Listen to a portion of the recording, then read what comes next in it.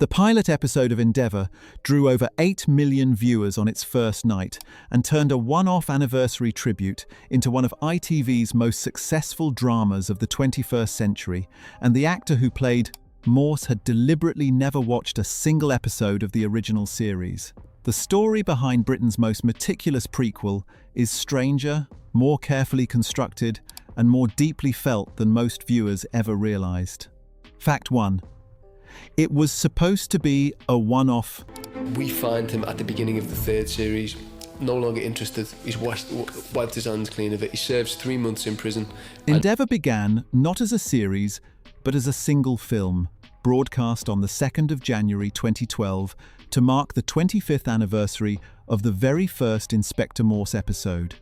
The brief was simple: a tribute, a respectful, contained piece of television celebrating a landmark and then stepping aside. The pilot drew 8.2 million viewers on its first transmission, an audience that surprised ITV, surprised the producers, and apparently surprised almost everyone involved in making it. PBS in the United States broadcast it that same summer and reported comparable enthusiasm from American audiences who had grown up watching Morse on Masterpiece Mystery. ITV commissioned a full series. That first series of 4 episodes broadcast in April 2013 averaged 7 million viewers. A second series followed, then a third, then a fourth.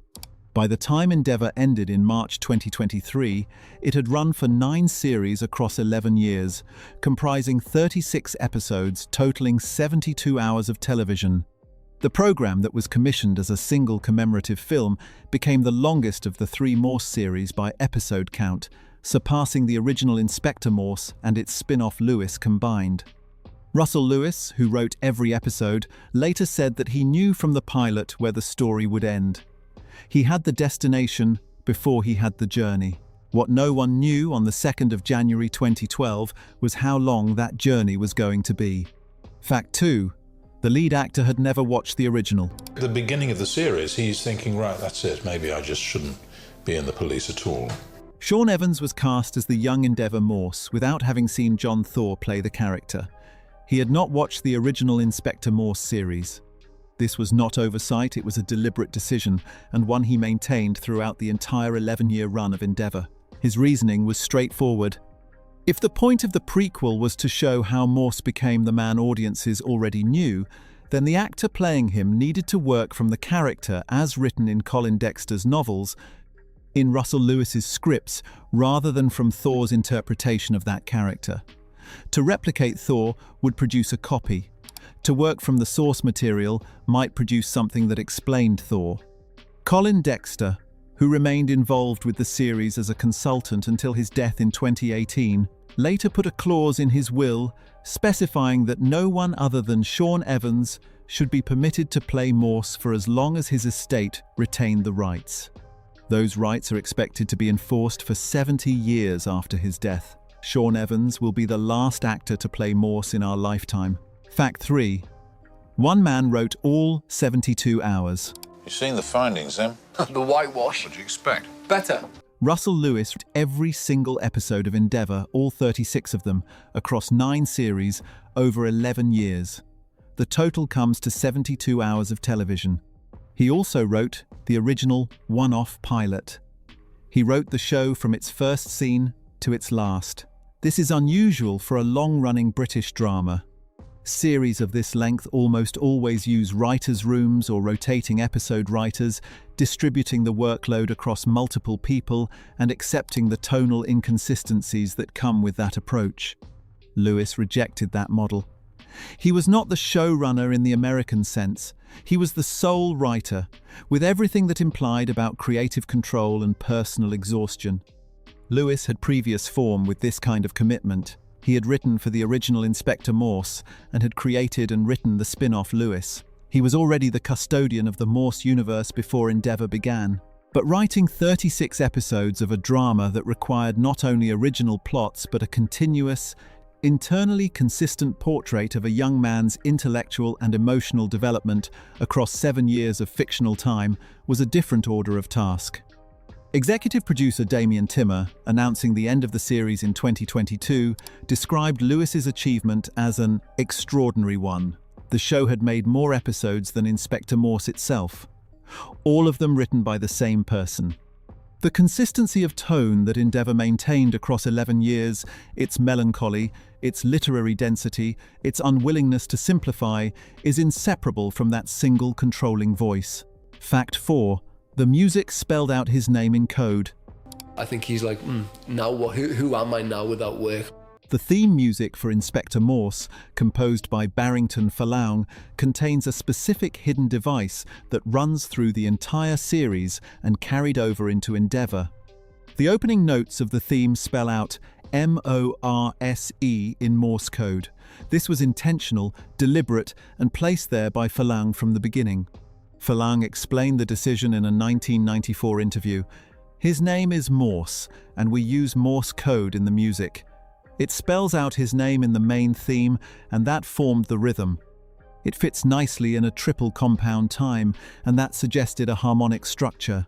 The musical device was built into the architecture of the show from its first episode in 1987 and remained there for the full run of both the original series and Endeavour.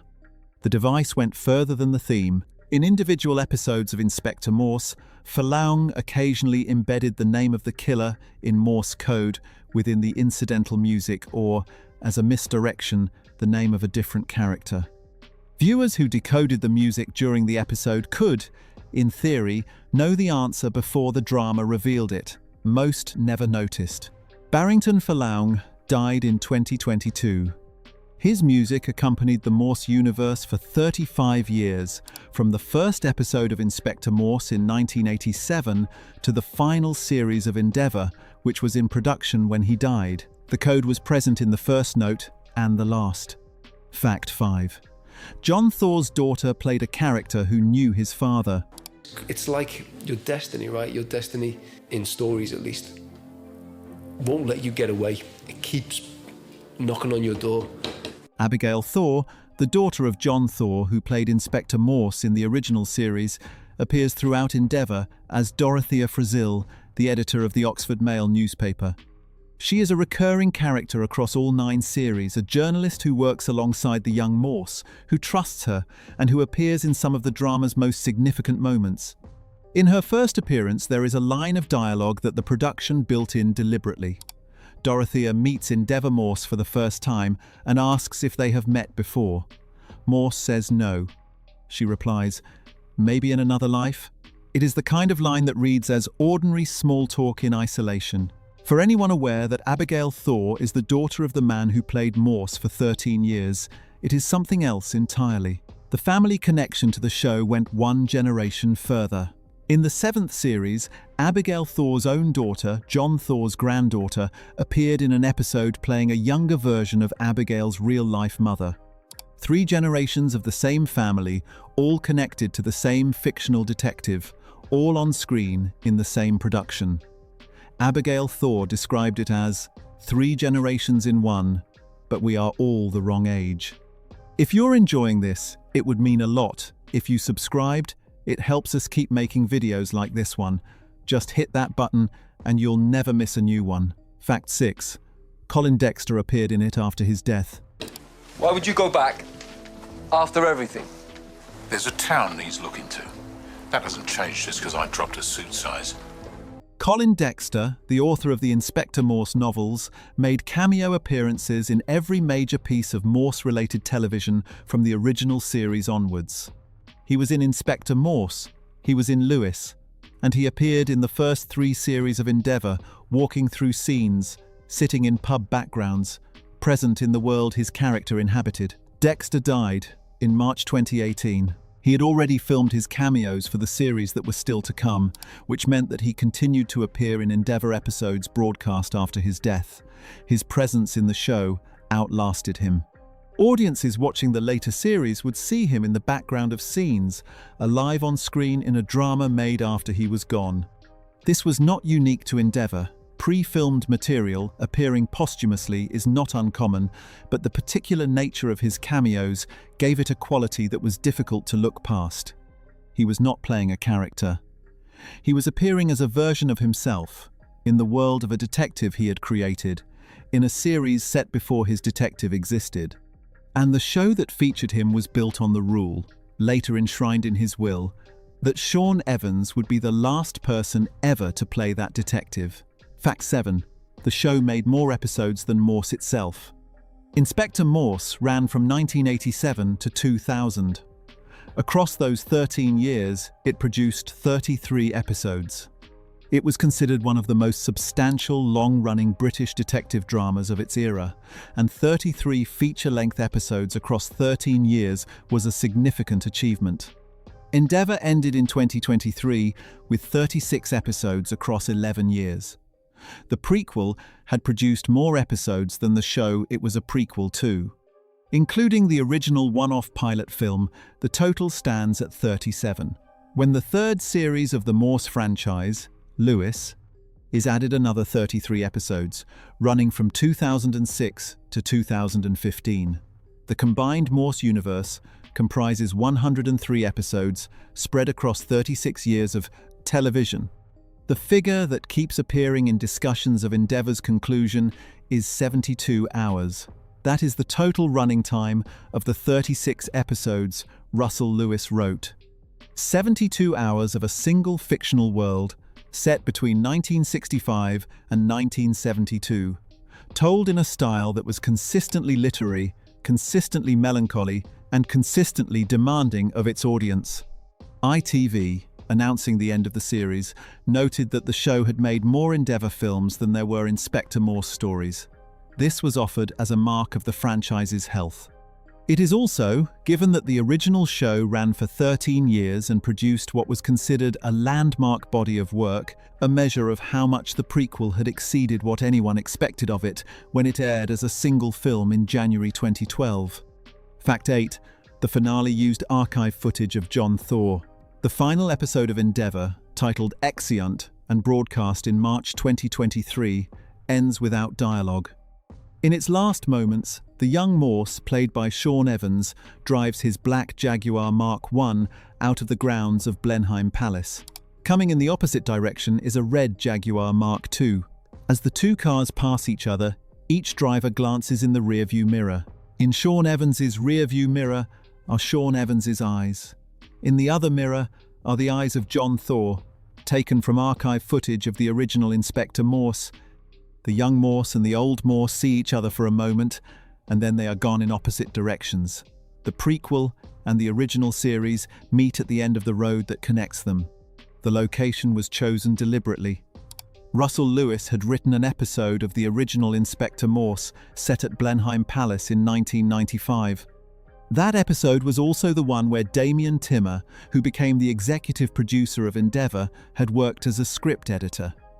Blenheim Palace was both the first location they had shared and the last. The finale was praised as one of the most elegantly constructed endings in British television drama of recent years. The use of Thaw's archive footage connecting the prequel to the original in a visual moment that required no words was described by critics as the right ending for a show that had always believed the most important. Things could be conveyed without saying them directly. Fact 9. The name came from a ship and a religion.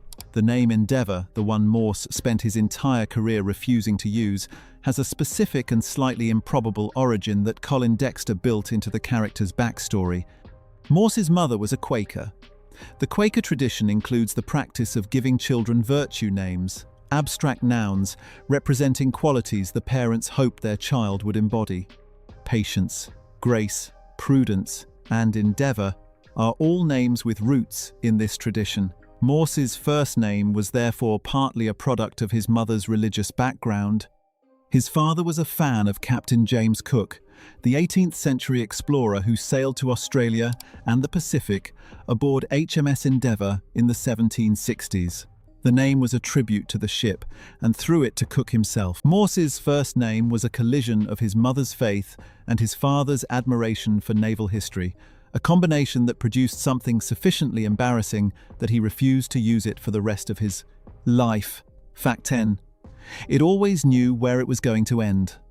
From the first episode of Endeavour to the last, Russell Lewis knew how the story would conclude. The ending in terms of where Morse would be, what would have happened to the people around him, and how the young detective constable of 1965 would become the inspector audiences already knew from the original series, was fixed before the second episode was ever written. This is not how most long-running television drama works. Series tend to be renewed or cancelled based on audience figures, and the story follows that commercial reality. Endeavour was different. Lewis knew the destination and built towards it deliberately, seeding details in early series that would pay off years later, allowing characters to develop in directions that made sense of where they would eventually end up. What Endeavour produced across its 11 years was not just a prequel, but an explanation.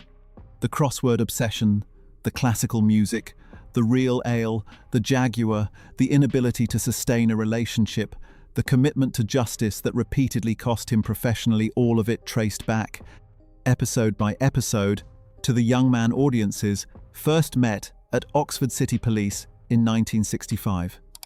The destination was always John Thaw.